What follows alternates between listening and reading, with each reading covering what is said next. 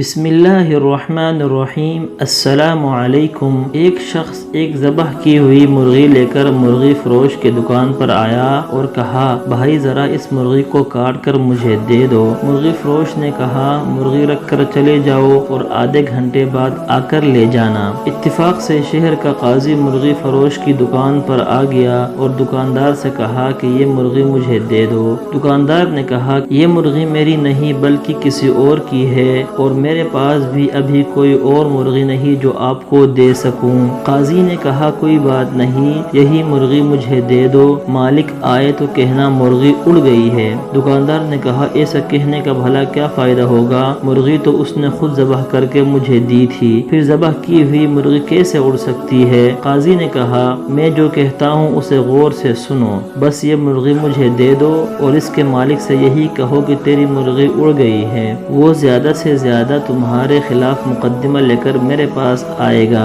دکاندار نے کہا، اللہ سب کا پردہ رکھے، اور مرغی قاضی کو پکڑا دی۔ قاضی مرغی لے کر نکل گیا تو مرغی کا مالک بھی آ گیا اور دکاندار سے کہا کہ مرغی کاٹ دی ہے؟ دکاندار نے کہا، میں نے تو کاٹ دی تھی مگر آپ کی مرغی اڑ گئی ہے۔ مرغی والے نے حیران ہو کر پوچھا، بھلا یہ کیسے ہو سکتا ہے، میں نے تو خود مرغی ذبح کر کے آپ کو دی تھی، کیسے اڑ گئی؟ دونوں میں پہلے نوک جھونک شروع ہو گئی اور پھر بات جھگڑے تک جا پہنچی، جس پر مرغی والے نے کہا کہ چلو عدالت قاضی کے پاس چلتے ہیں، اور دونوں چل پڑے۔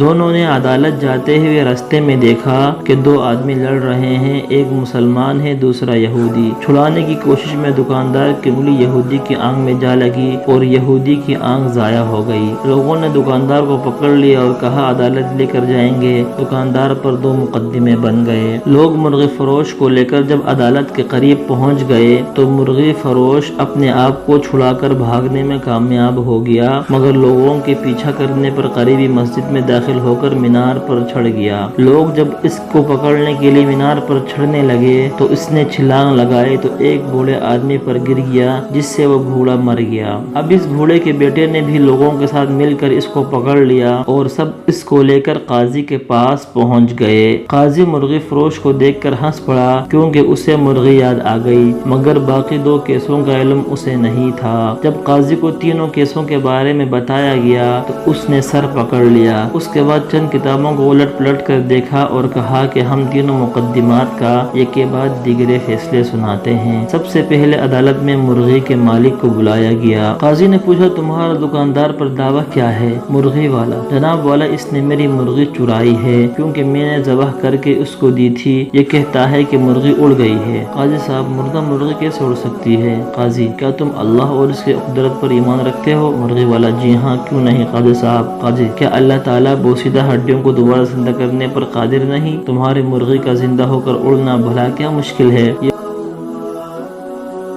یہ سن کر مرغی کا مالک خاموش ہو گیا اور اپنا کیس واپس لے لیا۔ قاضی، دوسرے مدعی کو لاؤ۔ یہودی کو پیش کیا گیا۔ اس نے عرض کیا، قاضی صاحب، اس نے میری آنکھ میں انگلی ماری ہے جس سے میری آنکھ ضائع ہو گئی، میں بھی اس کی آنکھ میں انگلی مار کر اس کی آنکھ ضائع کرنا چاہتا ہوں۔ قاضی نے تھوڑی دیر سوچ کر کہا، مسلمان پر غیر مسلم کی دیت نصف ہے، اس لیے پہلے یہ مسلمان تمہاری دوسری آنکھ بھی پھوڑے گا، اس کے بعد تم اس کی ایک آنکھ پھوڑ دینا۔ یہودی، بس رہنے دے، میں اپنا کیس واپس لے لیتا ہوں۔ قاضی، تیسرا مقدمہ بھی پیش کیا جائے۔ مرنے والے بوڑھے کا بیٹا آگے بڑھا اور عرض کیا کہ قاضی صاحب، اس نے میرے باپ پر چھلانگ لگائی جس سے وہ مر گیا۔ قاضی تھوڑی دیر سوچنے کے بعد بولا، ایسا کرو کہ تم لوگ اسی مینار پر جاؤ اور مدعی اس مینار پر چڑھ کر اس مدعا علیہ یعنی مرغی فروش پر اس طرح چھلانگ لگا دے جس طرح مرغی فروش نے اس کے باپ پر چھلانگ لگائی تھی۔ نوجوان نے کہا، قاضی صاحب، اگر یہ دائیں بائیں ہو گیا تو میں زمین پر گر کر مر جاؤں گا۔ قاضی نے کہا، یہ میرا مسئلہ نہیں، میرا کام عدل کرنا ہے، تمہارا باپ دائیں بائیں کیوں نہیں ہوا؟ نوجوان نے اپنا دعویٰ واپس لے لیا۔